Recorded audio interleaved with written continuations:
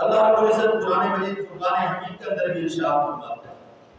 الیوم اکملت لکم دینکم واتممت علیکم نعمتی ورضیت لکم الاسلام۔ خالق کائنات نے قرآن مجید فرقان حمید کے اندر واضح طور پر ارشاد فرمایا کیا سونا محبوب آج کے دن ہم نے آپ پر اپنے دین کو مکمل کر دیا۔ جب خالق کائنات نے دین کو مکمل کر دیا تو یہ بھی اس چیز کی ختم نبوت کی واضح دلیل ہے اگر بعد میں بھی کوئی نبی آنا ہوتا تو اللہ اس آیت کا نزول ہی نہ کرتا۔ جو اللہ رب العزت نے اس آیت کا نزول کر دیا، اس آیت کو نازل کر دیا، تو پھر یہ آیت اکثر اس چیز پر دلالت کرتی ہے کہ ہمارے آقا صلی اللہ علیہ وسلم کے بعد کوئی نبی نہیں۔ حضور علیہ السلام خاتم النبیین ہیں، تو جب آقا علیہ السلام کی خاتم النبیین ہونے کی دلائل قرآن پر موجود ہیں، حضور نبی کریم صلی اللہ علیہ وسلم خود ارشاد فرماتے ہیں، آقا علیہ السلام فرماتے ہیں انا خاتم النبیین، کہ خالق کائنات نے مجھے نبیوں میں آخری نبی بنا کر بھیجا۔ لا نبی بعدی، حضور علیہ السلام واضح بات میں ارشاد فرما رہے ہیں کہ میرے بعد کوئی نبی نہیں۔ حضرت سیدنا عمر فاروق رضی اللہ عنہ آپ کی بات حضور علیہ السلام نے کیا ارشاد فرمایا؟ آقا علیہ السلام نے ارشاد فرمایا کہ اگر میرے بعد کوئی نبی ہوتا تو خاتم کائنات حضرت عمر کو نبوت عطا فرماتا، لیکن اللہ رب العزت نے مجھ پر نبوت کے دروازے کو بند کر دیا۔ حضرات محترم اللہ رب العزت کے پیارے محبوب صلی اللہ علیہ وسلم کی کتنی آگے سے مبارکہ پڑھے۔ حضرت سیدنا علی مرتضیٰ شیر خدا رضی اللہ عنہ تشریف فرمائے، آقا علیہ السلام صحابہ سے مخاطب ہوئے اور ارشاد فرمایا میرے پیارے صحابہ سنو کہ حضرت علی میں آپ کو اپنا جانشین مقرر کرتا ہوں، کیوں کہ آقا علیہ السلام غربت پر تشریف لے جانے لگے۔ حضور نبی کریم صلی اللہ علیہ وسلم نے ارشاد فرمایا کیا پیارے علی میں تمہیں اپنا جانشین مقرر کر کے مدینہ میں ٹھہرنے کا حکم دیتا ہوں۔ حضرت سیدنا علی مرتضیٰ شیر خدا رضی اللہ عنہ کی اجازت سنتا آپ مجھے بچوں میں چھوڑ کر جا رہے ہیں، آپ مجھے عورتوں میں چھوڑ کے جا رہے ہیں، یہ اس لیے نہیں کہا کہ لوگ کے فیصلے کے اعتراض ہے، یہ اس لیے کہا کہ یار سنتا میرا تو جذبہ یہ ہے کہ آپ کے ساتھ جنگ کے اندر شریک جہاد کروں یا غازی بن کر واپس پلٹوں یا شہید ہو جاؤں، یہ جذبہ ایمانی تھا، یہ جہاد کا جذبہ تھا، اس لیے عرض کیا وگرنہ حضور کے فیصلے میں اعتراض نہیں تھا کہ یا سنتا جو آپ نے فیصلہ کیا وہ غلط ہے، نہیں عرض کیا یا سنتا صلی اللہ علیہ وسلم آپ کا زندگی تمنا تو یہ ہے کہ میرا جینا بھی آپ کے ساتھ ہو، میرا مرنا بھی آپ کے ساتھ ہو۔ حضور نبی کریم صلی اللہ علیہ وسلم نے کیا ارشاد فرمایا؟ آقا علیہ السلام نے فرمایا کہ پیارے علی تم میرے نزدیک کیسے ہو کہ جیسے حضرت موسیٰ علیہ السلام کے نزدیک حضرت ہارون علیہ السلام تھے۔ فرمایا فقط فرق اتنا ہے کہ حضرت ہارون نبی تھے تو نبی نہیں، جیسے حضرت موسیٰ علیہ السلام نے حضرت ہارون علیہ السلام کو جانے کے بعد اپنا جانشین مقرر کیا تھا، تو اسی طرح سے میں نے بھی تمہیں اپنا جانشین مقرر کیا، لیکن تجھ میں اور حضرت ہارون میں فرق یہ ہے کہ وہ نبی تھے تو نبی نہیں۔ آقا علیہ السلام نے یہاں پر بھی واضح بیان فرمایا کہ میرے بعد وہ نبی نہیں۔ حضور نبی کریم صلی اللہ علیہ وسلم کی تعلیمات سے، آپ کی حدیث مبارکہ سے جب یہ چیز بالکل واضح ہے کہ آقا علیہ السلام کے بعد وہ نبی نہیں ہے، پھر آج اس نبوت کے معاملے کو، ختم نبوت کے معاملے کو بار بار چھیڑا کیا جاتا ہے،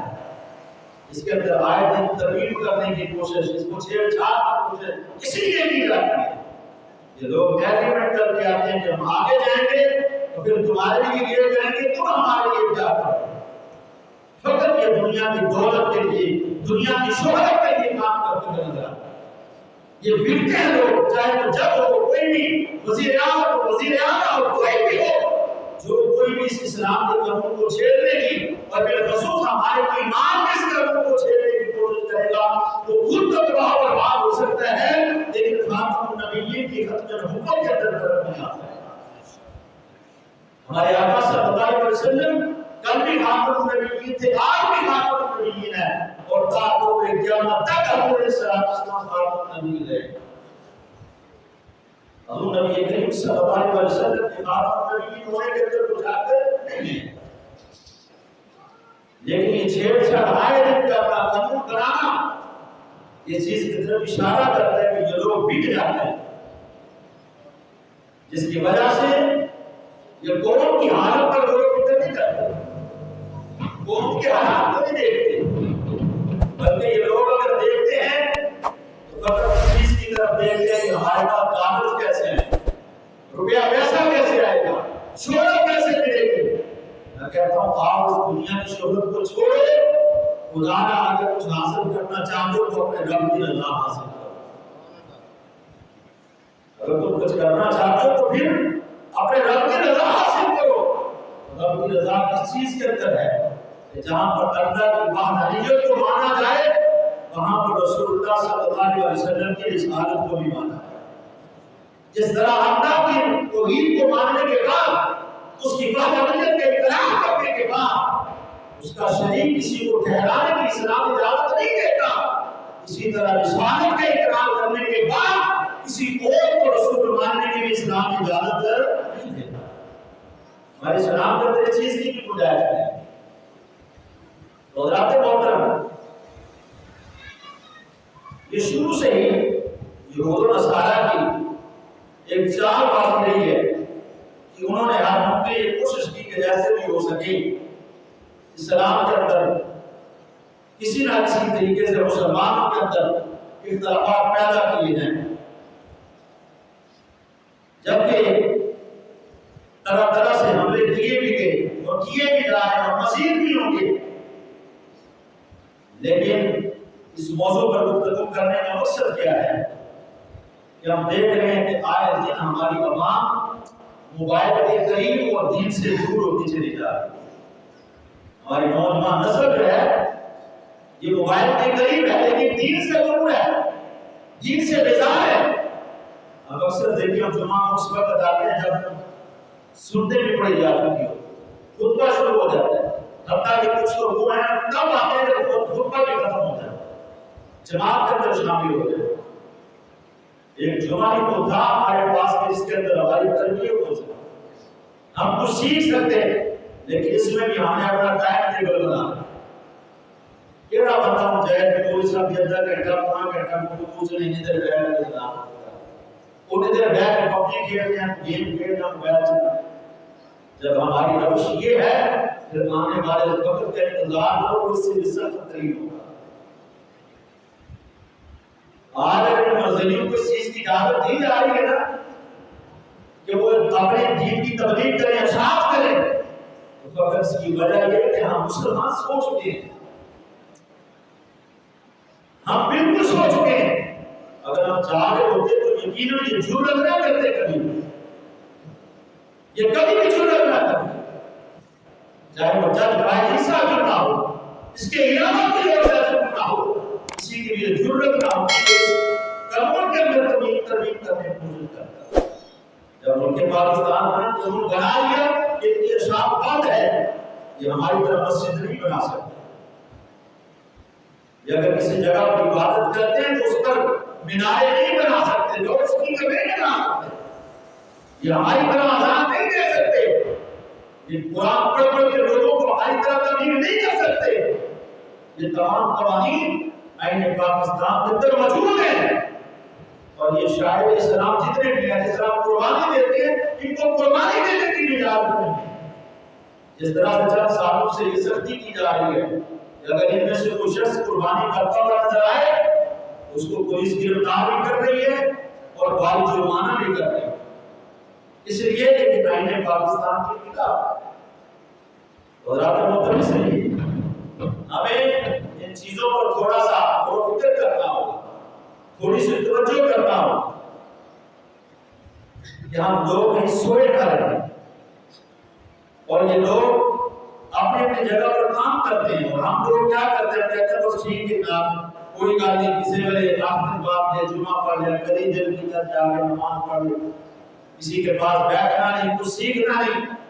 وہ دین کی تعلیم حاصل نہیں کرنی۔ لیکن ان لوگوں کا فوکس کیا ہے؟ ان کا ہر بچہ جو ہے وہ کام کر رہا ہے، وہ صرف اپنے جو بڑے ہیں ان پر نہیں رہتے، ان کے ساتھ جو دوستی لگاتے ہیں، تعلق بناتے ہیں، تو ان لوگوں کو بھی اپنی طرف مائل کرتے ہیں، اور ان لوگوں کے اندر نعمت کا اضافہ ہوتا نظر آتا ہے۔ لیکن ہم لوگ بس سر تلے باؤں رکھ کے سنتے رہتے ہیں، کوئی بات نہیں ہے، جدھر کو جاتا چلا جائے، نہیں میرا بھائی کل قیامت کے دن سے یہ بات پوچھی جائے گی کہ جو تمہاری ذمہ داری بنتی تھی تم نے پوری کیوں نہیں کی، جو تم کر سکتے تھے وہ کیا کیوں نہیں؟ جیسا کہ نبی کریم صلی اللہ علیہ وسلم کی حدیث پاک ہے، اگر تم برائی ہوتے دیکھو تو اس کو ہاتھ سے روکنے کی کوشش کرو، اگر ہاتھ سے روکنے کی طاقت نہیں ہے تو پھر اپنی زبان سے روکنے کی کوشش کرو، اگر زبان سے بھی روکنے کی طاقت نہیں ہے پھر اس کو کم از کم دل میں تو برا جانا کہ یہ غلط کر رہا ہے، یہ غلط رستے پر چل رہا ہے، کم از کم اس کے بارے میں یہ تو گمان کر لو۔ لیکن ہم کہتے ہیں بس سارے ٹھیک ہیں، یہ جو سارے ٹھیک والا ہمارے اندر رویہ آیا ہے نا، اس نے ہماری بربادی کر کے رکھ دی ہے۔ میرا بھائی ختم نبوت کا معاملہ اتنا ہی ناوارث تھا کہ ہم بس کہہ رہے ہیں ٹھیک ہے نظام چلتا ہے تو چلتا کہ نہیں، حضرات محترم اس پر ہمیں غور کرنا ہوگا۔ حضور نبی کریم صلی اللہ علیہ وسلم کی عظمت اور شان کو سمجھتے ہوئے ہمیں یہ بات سمجھنا ہوگی کہ یہ ہمارے ایمان کا حصہ ہے۔ حضرت قاضی اعجاز بن موسیٰ مالکی رحمۃ اللہ تعالی علیہ فرماتے ہیں اسی طرح ہم اس شخص کو کامل قرار دیتے ہیں تو جو ہمارے نبی کریم صلی اللہ علیہ وسلم کے بعد کسی کو بھی نبوت کا دعویٰ جو ہے وہ کرتا دیکھے کہ کوئی شخص اگر کچھ کر نبی کریم صلی اللہ علیہ وسلم کے بعد نبوت کا دعویٰ کرے، حضرت قاضی ایاب بن موسیٰ مالکی رحمۃ اللہ علیہ فرماتے ہیں کہ وہ ہمارے نزدیک کیا وہ کافر ہے، وہ بالکل کیا ہے وہ کافر ہے، اس لیے کہ نبی کریم صلی اللہ علیہ وسلم کو اللہ تعالیٰ نے آخری نبی بنا کر بھیجا ہے۔ فرمایا اسی طرح جو یہ دعویٰ کرے کہ اس کی طرف وحی آتی ہے تو وہ بھی یہ بات سن لے تو اپنے دعویٰ نبوت کے اندر جھوٹا ہے کہ خالق کائنات حضور صلی اللہ علیہ وسلم کے بعد کسی پر وحی نازل نہیں کرتا۔ اور رات محترم جب ہمارے بڑوں نے ہمارے بزرگوں نے اس چیز کا فیصلہ فرما دیا ہے اور ہمارے ملک پاکستان کے آئین کے اندر یہ چیز شامل ہے کہ آقا علیہ السلام کے بعد اگر کوئی نبی ہونے کا دعویٰ کرے تو وہ اپنے نبوت کے دعوے کے اندر جھوٹا ہے، تو پھر اس بات کو صرف ہمیں نہیں بلکہ تمام لوگوں کو سمجھنا اور اس پر پہل بھی دینا۔ اور رات محترم اس لیے مسئلہ ختم نبوت کوئی عام مسئلہ نہیں ہے جس کو ہم سمجھیں بس ٹھیک جا رہے ہیں مولوی لگے رہتے ہیں انہوں نے کام کیا ہے، نہیں، تھوڑا سا ہوش کریں۔ آج اپنے گرد و نواح میں دیکھیے ذرا ہو کیا ہے۔ میں اکثر آپ لوگوں سے کچھ گلے کیا کرتا ہوں، اکثر آپ لوگوں کو میں کئی دفعہ غصے میں آ کر کچھ بول بھی دیتا ہوں تو میرے جذبات یا میرا غصہ اس لیے نہیں ہوتا کہ میری ذات کا معاملہ ہے، میرے وہ جذبات یا میرا غصہ اس لیے ہوتا ہے کہ جب دوسرے لوگ اس پر کام کر رہے ہیں تمہیں کس چیز نے روکا ہے، آپ کام کیوں نہیں کر سکتے؟ آج کتنی تیزی کے ساتھ برائی بڑھتی چلی جا رہی ہے، بدعقیدگی بڑھتی چلی جا رہی ہے، لوگ اسلام کا نام لے کر اسلام پر حملہ کرتے ہیں لیکن ہم لوگ محسوس نہیں کر پاتے، ہم بالکل بھی محسوس نہیں کر پاتے۔ لیکن حضرات محترم تھوڑا سا اس بارے میں اپنے آپ کو تجربہ ذرا ہوش میں لاؤ کہ ہم نے کرنا کیا، اپنے جو دوستی ہیں، اپنے جو تعلقات ہیں، اپنے جو رقابت ہیں وہ غلط عقیدے کے لوگوں کے ساتھ نہ رکھیں، کبھی بھی بد عقیدہ لوگوں کے ساتھ اپنے رقابت کریں۔ اور یہ بات بھی بالکل ذہن نشین کر لیں، اگر کسی کے بارے میں بھی مجھے اس چیز کا علم ہوا کہ فلاں بندے کا مسلمانوں کی یاری اٹھنا بیٹھنا یا اس کی گفتگو کے آثار یہ بتاتے ہیں کہ اس کے عقیدے کے اندر فرق آ چکا ہے، مجھے اس کے بارے میں کہیں پر بھی کچھ عادت ملی تو اس سے توقع نہ کرنا میں اس کا جنازہ پڑھوں، بالکل یہ توقع نہ کرنا، اگر اعلان کے بات کرتا کہ جس بندے کے عقیدے کے اندر کمزوری آئی مجھ سے اپنے جنازے کی توقع نہ کرنا، میں جنازہ اس کا پڑھاؤں گا جو سچا سنی مسلمان انشاءاللہ۔ یہ میرا عقیدہ ہمارا شروع سے ہے، اس سے قبل بھی کئی دفعہ ایسا معاملہ ہے قرآن کا جنازہ پڑھیں میں نے کبھی نہیں پڑھا سکتا، اس لیے اس کے عقیدے کے اندر خوشبو نہیں بلکہ بدبو ہے، اس کا عقیدہ گندا ہو تو اس لیے نہیں پڑھاؤں گا۔ یار لوگوں کو بھی بالخصوص نوجوانوں کو میں ایک بات بتانا چاہتا ہوں جو بڑی یاریوں کی پیڑے چڑھاتے ہیں غیر عقیدہ کے ساتھ، یہ بات اپنے ذہن نشین کر لیں کہ قطعی طور پر یہ مت سمجھنا کہ یہاں پر کوئی لچک ہوگی، یہاں پر کوئی نرمی ہوگی، نہیں اللہ کرتا مائے گا کہ کون سا جنازہ پڑھا سکے کوئی بات نہیں، قطعی طور پر یہ بات اپنے ذہن میں رکھیں۔ اگر کسی کے بھی عقیدے کے اندر کہیں پر بھی کوئی کمزوری، کہیں پر کوئی لچک نظر آئی، چاہے وہ عقیدہ ختم نبوت کے اعتبار سے ہو، چاہے وہ عقیدہ صحابہ کی عظمت و عفت و شان کا ہو یا اہل بیت اتحاد کی شان کا ہو، اگر کسی نے بھی کسی جگہ پر بھی صحابہ کرام رضوان کے بارے میں، اہل بیت اتحاد کے بارے میں یا رسول اللہ صلی اللہ علیہ وسلم کی رسالت کے بارے میں کوئی نازیبا بات استعمال کیے کسی ایک بھی صحابی رسول کے بارے میں، چاہے وہ حضرت سیدنا امیر معاویہ رضی اللہ تعالیٰ عنہ یا حضرت ابو سفیان رضی اللہ تعالیٰ عنہ، کوئی بھی صحابی رسول ہو، ہم تمام کے تمام صحابہ پر اسی طرح ایمان رکھتے ہیں جیسے کہ حضرت سیدنا علی رضی اللہ پر ایمان رکھتے ہیں۔